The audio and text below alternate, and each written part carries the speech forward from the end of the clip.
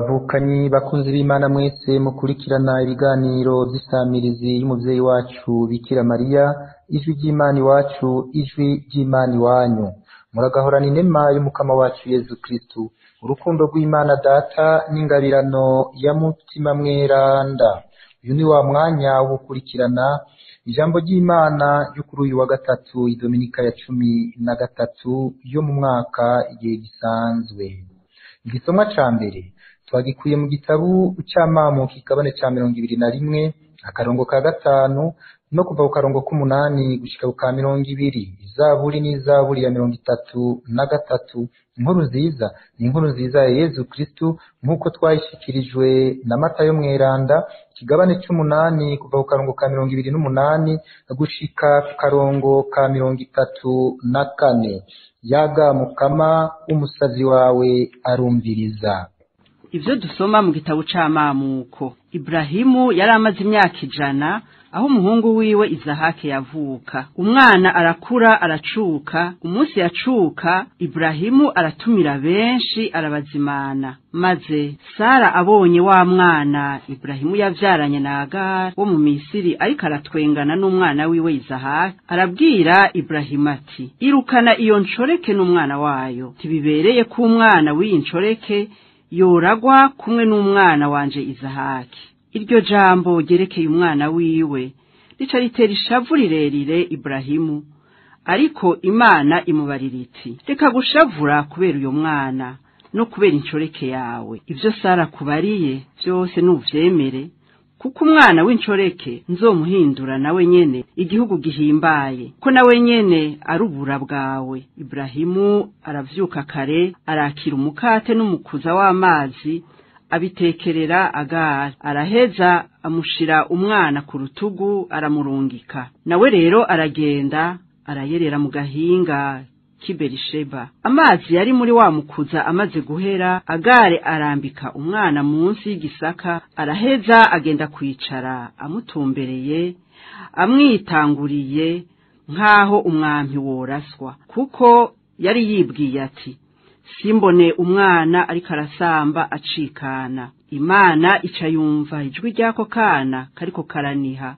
maze umumarayika w'Imana ava mu ijuru ahamagara Agari amubwira ati, ubaye ikigaga, ntutinye, kuko Imana yumvise ijwi ryako kana kariko karaniha aho karyamye. Haguruka, vyura umwana umuramire mu maboko, kuko nzomugira igihugu gihimbaye. Imana irahumura amaso ya Agar, araheza arabona iriba ry'amazi, aragenda yuzuza wa mukuza w'amazi, araramiza umwana. Uko niko Imana yari kumwe n'umwana. Uno mwana arakura agerera mu gahinga abumurashi. Yahora aba mu gahinga k'Iparani, nyina wiwe aramusabira umugeni mu gihugu ca Misiri. Iryo ni jambo ry'Imana.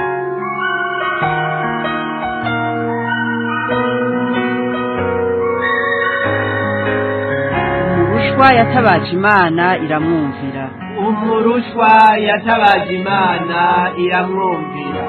Umurushwa yatabaje Imana iramwumvira, imukiza amaganya yiwe yose. Umumarayika w'umukama yama iruhande y'abasavyi biwe akabakingira. Umurushwa yatabaje Imana iramwumvira. Nimwubaha umukama se mwantore ziwe, uwumwubaha ntacakena. Haraho abatunzi bakena bagasonza, uwirukira umukama ntacizabura. Umurushwa yatabaje Imana iramwumvira. Nimuze bana muntege ugutwi, ndabigishe kubaha umukama. Umukama azorokora abasavyi biwe, ntawumuhungira ko azopfa yishuye. Umurushwa yatabaje Imana iramwumvira.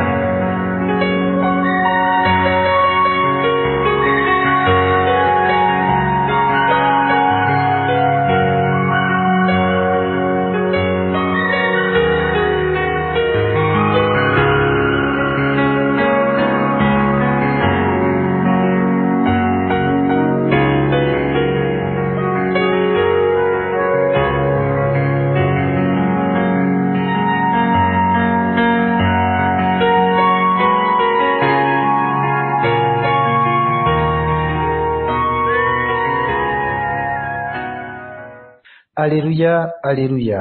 Imana niyo yatumye abantu b'isi buzura nayo muri Kristo, yongera idushiramwo ijambo ry'ubwo bwuzure. Aleluya. Inkuru nziza ya Yezu Kristo nk'uko twayishikirijwe na Matayo mweranda. Ashitse ku nkombe yo hakurya mu gihugu c'Abagadara, Yezu asanganirwa n'abanyashetani babiri bazukurutse mu mva.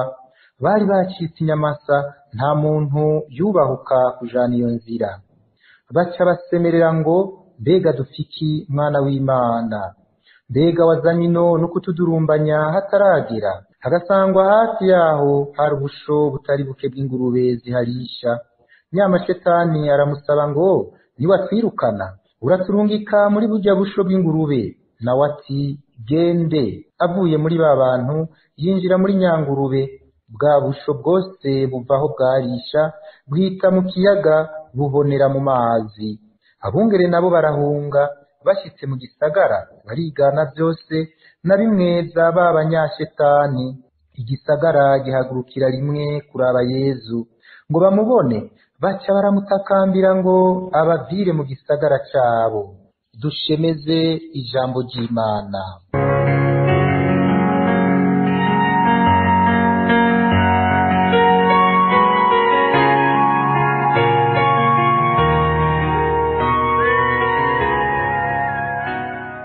Imana irunga umuntu ikamukiza amaganya yiwe yose. Bavukanyi bakunzi b'Imana, Imana dusenga ni Imana yitwararika umuntu, Imana yumviriza umuntu. Ijambo ry'Imana dushikirijwe ryabigaragaje. Hako ihomba umuntu, yemera kumuhomvya. Yamigabiye guhagurutsa umuntu ngo asubirane iteka. Nanone nk'uko Ireneyo mweranda aritubwira, iginahazwa ry'Imana n'umuntu muzima. Mu gisomwa cya mbere turabona Imana ishitsa imigambi nk'uko yabisezeranye, atawihonyoye ku gakanu, atawikandamije. Ivyo vyagaragaye turavye impuhwe yagiriye Agara. Mu muryango wa Iburahimu nk'uko biba no mu yindi miryango, haradutse ingorane. Imana izozicako ngo ishitse umugambi wayo. Ni vyiza ko Agari n'umuhungu wiwe bakinjura mu muryango wa Iburahimu ngo Izahaki yitwararikwe, bimwe bishemeye na se wiwe. Ismaeli ntazotorana muri uyo muryango mu bijanye n'amaronko n'amatungo y'iyi si, ariko Imana izomugira igihugu gihimbaye. Twokwibukanya ko ivuka rya Ismaeli ryabaye inyuma y'amanyanga nk'uko igitabo c'Amamuko ikigabane ca 16 kibitwereka. Mu kigabane ca 15 Imana yari yararaganiye Iburahimu uruvyaro ishizeko n'indahiro. Aho kubandanya bizera Imana no kurindira umunsi izorangura ico yabemereye, baciye mu nzira y'amayeri no guhemuka ngo baronke umwana. Ngayo amamuko y'ingorane uwo muryango uri mu uyu munsi. Igicumuro cama kizana umujyano no gucanamwo mu bantu. Ahari ukwakirana haje urwanko, ahari akanyamuneza haje ukwijigwa n'intuntu. Uyo mwana azovukira mu rwanko, ntazokwakirwa, azokomogwa atabwe. Ni umurushwa, ariko umurushwa yaratabaje Imana iramwumvira, niko Izaburi yabitubwiye. Imana rero izomwumva. Nanone Ismaeli bisigura Imana irumva umuntu. Zagaragaye mwijwi ry'uyu mumarayika zaserutse. Ubaye ikiga Agari, ntutinye, kuko Imana yumvise ijwi ry'ako kana akariko karaniha aho karyamye. Nimba adategerwa n'umuntu n'umwe, Imana yo iramwumva kandi iritwararitse ubuzima bwiwe.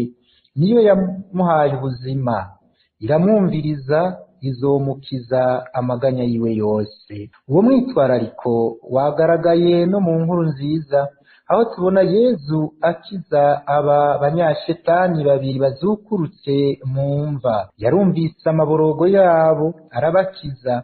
Hako abahomba, yemeye guhomba ubwo busho bw'ingurube.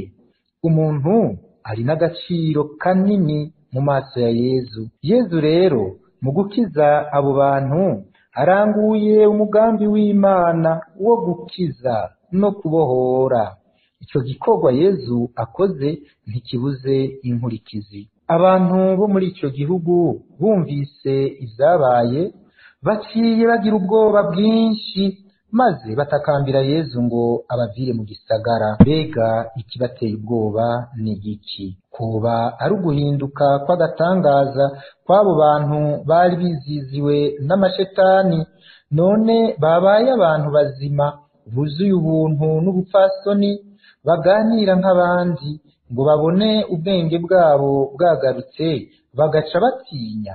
Ni kuki basaba Yezu ngo abavire mu gisagara? Bagumye mu ntara yabo nta mahoro bagira. Bizashikiye aba bo mu gihugu c'Abagadara, ntaho tweho vyoba ridushikira, tukaba bagwa nkineza ntitwakira ijambo rihindura ubuzima bwacu, tugakomantaza imitima ntitwumvirize ijwi ry'umukama. Ese twosama akamo k'uyu muririmvyi w'izaburi: nimwubaha umukama se mwantore ziwe, uwumwubaha ntaco akena.